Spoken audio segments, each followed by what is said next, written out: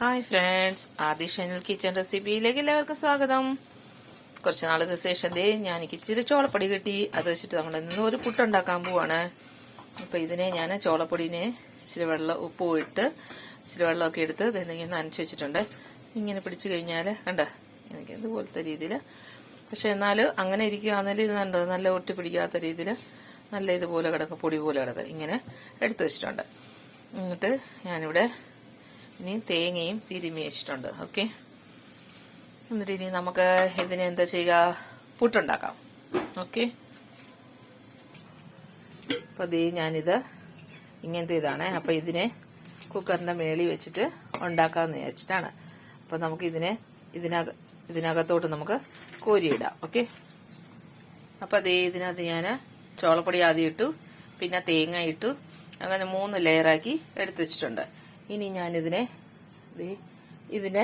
മേളിലോട്ട് വെച്ച് കൊടുക്കുകയാണ്. ഓക്കെ, അപ്പൊ ഇതിലോട്ട് വെച്ച് കൊടുത്തിട്ടുണ്ട്. ഇനി ഇതിനെ നമുക്ക് അടച്ചു വെച്ച് ഒരു 2-3 മിനിറ്റ് മതി. ആ 2-3 മിനിറ്റിനുള്ളിൽ ഇത് വേവിച്ചെടുക്കാം. ഓക്കെ, എന്നിട്ട് വെന്തിച്ചിട്ട് കാണിക്കാം. അപ്പൊ ഇത് ആയിക്കഴിഞ്ഞു. ഇനി ഞാനിതിനെ എടുക്കാണ്. ഞാനിതിനെ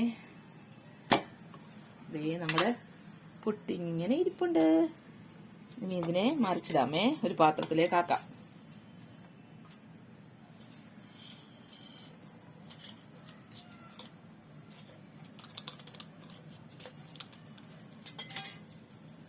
കണ്ട, ഞാനിതിനെ 3 ലെയറായിട്ട് എടുത്തിട്ടുണ്ട്.